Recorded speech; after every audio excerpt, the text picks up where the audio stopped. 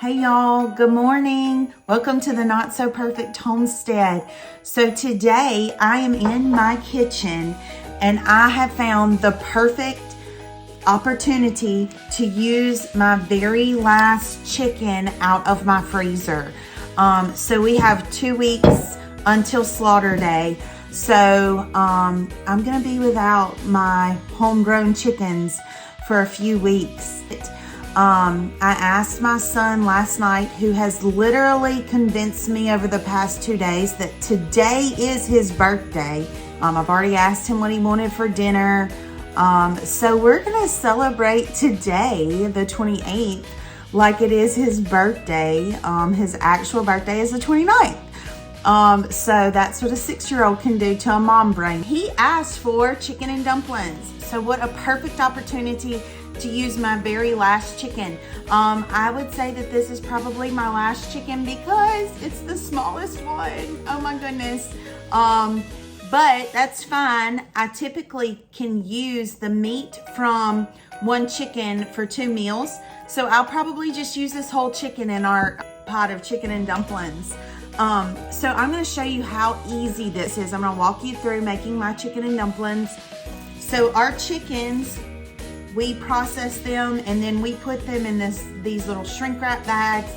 And then you've got the whole chicken, okay? Don't let this freak you out, but the neck is still attached. As it's cooking, I'm gonna put it in a crock pot. It is so easy, it just comes right off. It's not that big a deal. So what I'm gonna do is I'm gonna open up this chicken, I'm gonna put it in the crock pot, and I'm gonna literally cook it on low until I'm ready to make my actual dumpling. This is actually some of the chicken broth that I have left as well. This, y'all, tastes phenomenal as well. I used some of the carcasses and things and some frozen vegetables that I had been storing up to make my own broth. And I just literally froze it in Ziploc baggies. If you can it, you can't really keep all the fat and the good stuff. So I actually like to freeze it because then you get to keep all that extra goodness. So I'm gonna put this in the crock pot. All right, guys, so both my chicken and my chicken broth were pulled directly out of the freezer, and I'm gonna put them in the crock pot out of the freezer and let them cook all day. It is that simple to cook this chicken. One thing I do is I run a little warm water over the top of both of these bags just to make it a little bit easier to open. So I'm gonna go ahead and open this bad boy up. And I'm gonna set it directly inside the crock pot. And it has plenty of room in there. And then my chicken broth, it would be best if it was kind of broke up a little bit.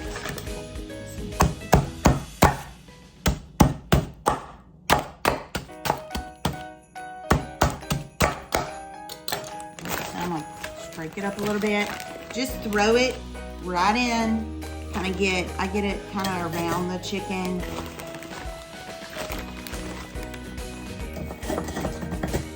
And if it kind of hangs out a little bit, that's okay. Because as it cooks, it will melt. And as it melts, the lid will completely close. I don't worry about all of that. And I just pour it all right on. And then, all right, so then all I do is kind of put some seasoning on top. I like to use Tony's on everything. My family kind of makes fun of me, but y'all, Tony's is my go-to seasoning. I put Tony's in literally everything. It's actually in my pepper jar. I also will put pepper on it. Gonna put a little salt for sure. Season it just good. And then I just have like a poultry seasoning. Just get it good and seasoned. Has a lot of different herbs and spices in it. So literally that is it. As I put my lid on, you will see that it doesn't quite close. by the time that it's cooked after 6 to 8 hours, I can literally pull those bones out of there, and then it's so tender and perfect. So I'm gonna put this on. Hey y'all, we are back about 8 hours later. We had some errands to run, so we let this chicken cook for a little bit longer than I expected, but 8 hours will be just fine. We're gonna go ahead and get the meat off of these bones, and you're gonna see as I'm pulling these bones out that it literally just falls right off. My house is smelling delicious with all those herbs and spices and that chicken being cooked. So let's go ahead and get the meat off of those bones.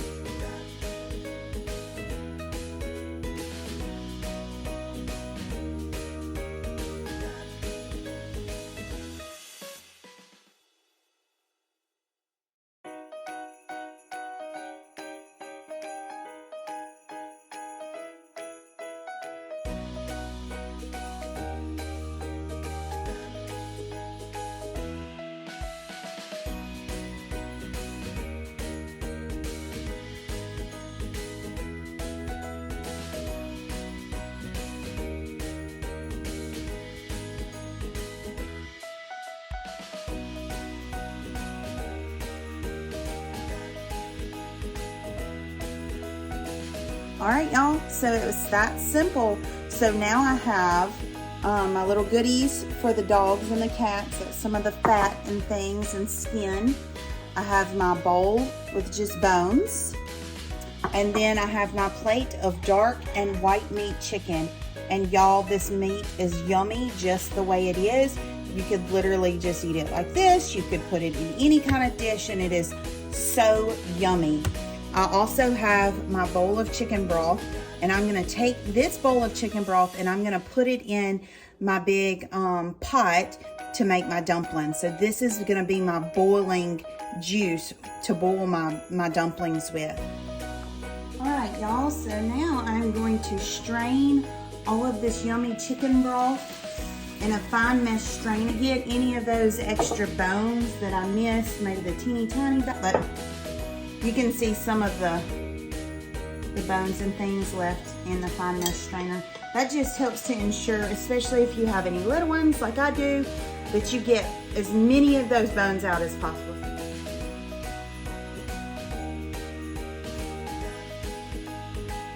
So now for the dumplings.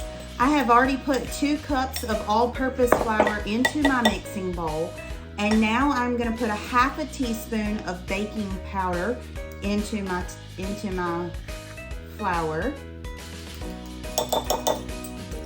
Make sure you level off your baking powder. And then I have 2 tablespoons of cold salted butter. And I'm going to just put that in here and kind of sprinkle this in here. And I have a pastry cutter. You can use a fork, you don't have to use a pastry cutter, or you could even use your fingers, which I probably will get my hands in here in just a minute. So I'm just gonna get that kind of cut up as much as possible, and see it kind of all sticks to the pastry cutter. You just rub it off. Your hands are clean, so you're good to go. All right, then I'm gonna get my hands in here and just make sure I'm getting some little pieces of butter mixed in with this flour. All right, so then I'm gonna stir it around a little bit, make a hole. All right, so now we have a hole here in the middle of our flour, and we are just gonna pour the milk right in that hole, and then we're going to stir it around.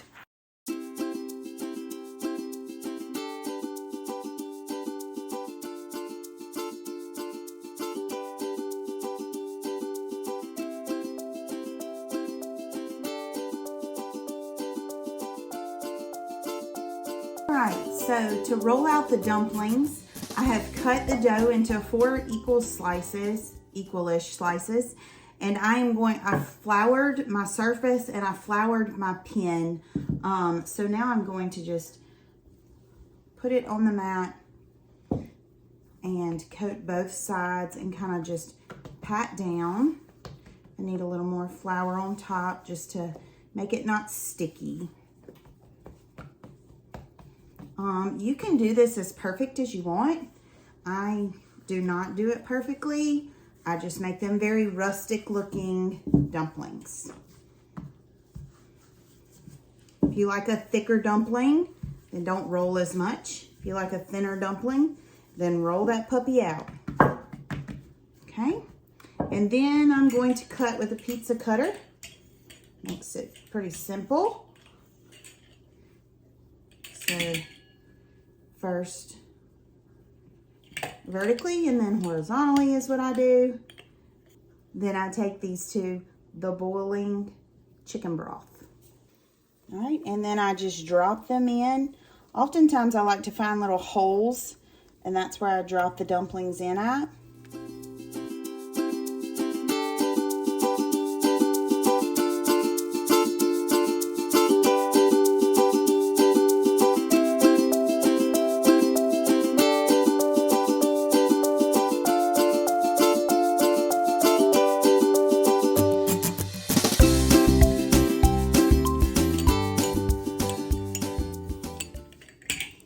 So my children also like to find little dumpling balls in their dumplings.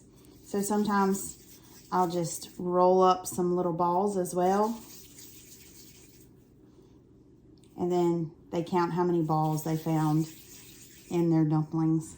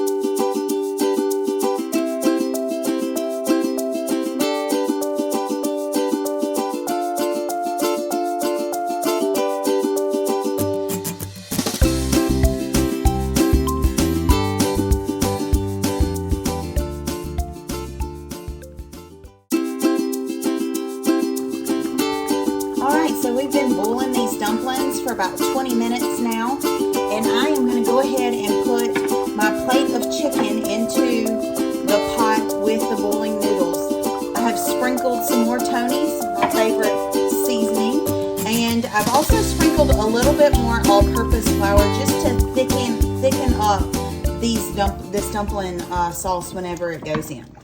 So I'm just going to pour this in. This is a lot of chicken. I could have done a double batch of dumplings probably for this amount of chicken, but it's okay. We like the chicken. It's good. It tastes great. So, or you could save some back for another chicken dish. But there we go. I'm going to let it continue to cook for probably about 10 more minutes. Just kind of cook all in together, and then it will be ready to serve and eat.